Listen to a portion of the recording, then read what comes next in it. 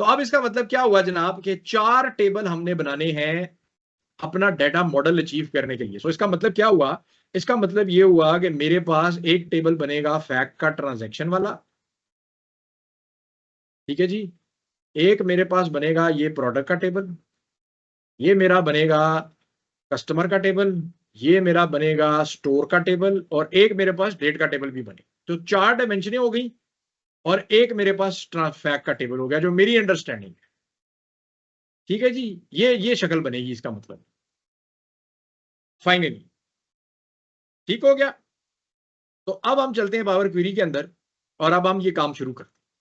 तो जब हमने पिछली एग्जांपल भी की थी तो मैंने आपको क्या कहा था कि आपके पास स्टेजिंग लेयर में आती है आपकी रॉ फाइल, और फिर आप एक अलग लेयर बनाते हैं जिसके अंदर आपकी वो फाइल्स होती हैं जो डेटा मॉडल बेसिकली जिस पे बनता है। तो मैं अब क्या करूंगा जी, मुझे क्या करना चाहिए अब यहाँ पे, कौन बताएगा?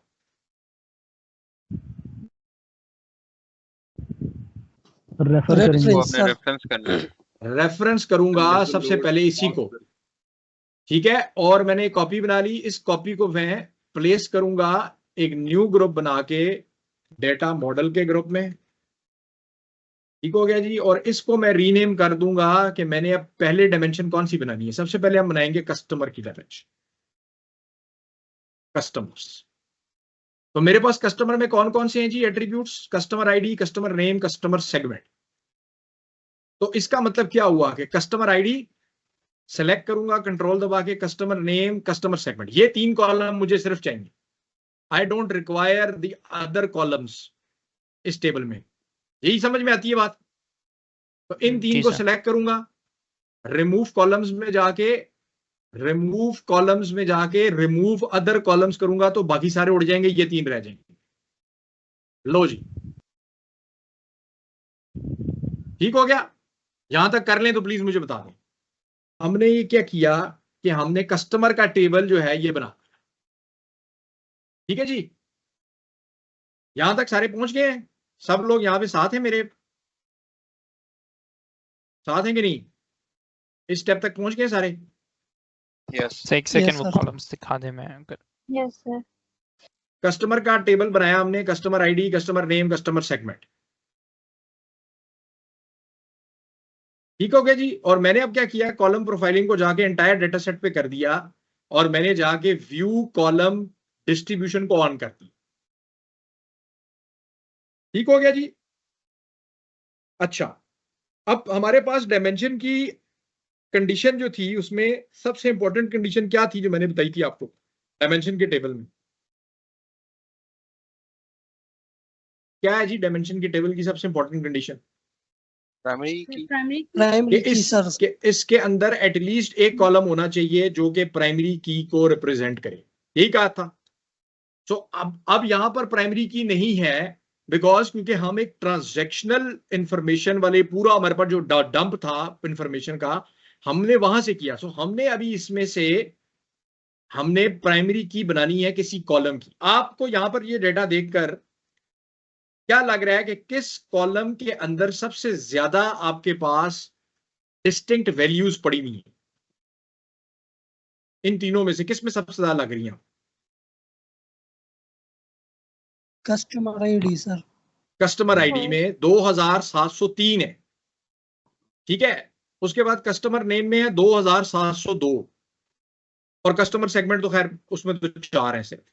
सो हमने एक चीज का ख्याल करना है कि अब हमने ये जब काम किया तो हमें ये लग रहा है कि यार कस्टमर आईडी जो है ना, दिस इज द कॉलम कि जिसके अंदर से अगर मैं डुप्लीकेशन रिमूव कर दूं तो मेरे पास डेटा का लॉस भी नहीं होगा और मेरे पास ये चीज जो है ये मेरी प्राइमरी की बन जाएगी। दोबारा बता देता हूं, मेरे पास ये 3 कॉलम है, मैंने यहां पर कॉलम डिस्ट्रीब्यूशन ऑन की तो मुझे ये नजर आ रहा है कि यार इस कॉलम में मेरे पास सबसे ज्यादा डिस्टिंक्ट वैल्यूज पड़ी हुई, ठीक है। मैंने ये चीज इंश्योर करनी है कि अब मैं इस टेबल के अंदर से जब क्योंकि मुझे डुप्लीकेशन नजर आ रही है ना, ये देखिए ये डुप्लीकेशन है, ये 2 दफा पड़ी हुई है, ये 2 दफा पड़ी हुई है। तो इफेक्टिवली क्या है, ये देखें ये डुप्लीकेट रिकॉर्ड्स हैं, ये भी डुप्लीकेट रिकॉर्ड्स। तो डुप्लीकेट तो नहीं हो सकते अगर मैं प्राइमरी की वाला बना। ठीक है, बट डुप्लीकेट रिमूव करने से पहले मैंने इस चीज को इंश्योर करना है कि मैं कहीं पे कोई वैलिड रिकॉर्ड ना उड़ा दूं। ये चीज मैंने 100% इंश्योर करनी है, और मैंने ये चीज इन वैल्यूज की बेसिस पे इंश्योर करनी। यानी कि ये नहीं हो सकता कि मैं डाटा को अभी उड़ाऊं तो ये 2703 से कम हो जाए। 2703 से कम होने का मतलब ये है कि मैंने अपने कॉलम की इंफॉर्मेशन को लूज कर दी। ये बात समझ में आ गई है कि नहीं आई? Yes sir. ठीक है, सो अब मैं क्या करूंगा, मैं कस्टमर आईडी पे जाऊंगा। ठीक है, आप अगर ज्यादा वो हो रहे हो तो बेशक किसी जगह पे नोट भी कर सकते हैं आप ये चीज। क्या यार कहीं को ऐसा तो नहीं हो रहा कि मैं कोई पता लगा एक्चुअल डेटा ही उड़ा बैठा हूं डुप्लीकेशन के चक्कर में। मैं कस्टमर आईडी पे जाऊंगा, राइट क्लिक करूंगा, और यहां पर मेरे पास ऑप्शन है रिमूव डुप्लीकेट्स, और मैं इस पे क्लिक कर दूंगा। तो मेरे पास ये वाला जो कॉलम है इसमें से डुप्लीकेट्स, ऑब्वियसली जब हर कॉलम में से उड़ गई तो अब मेरे पास, मैंने देखा डेटा में, तो मेरे पास डेटा का लॉस कोई नहीं, क्योंकि यहां पर 2703 है, यहां पर 2702 है, और यहां पर डिस्टिंक्ट। लेकिन अब क्या हुआ है, क्या ये वाला कॉलम मेरा कस्टमर आईडी अब प्राइमरी की बन गया मेरा?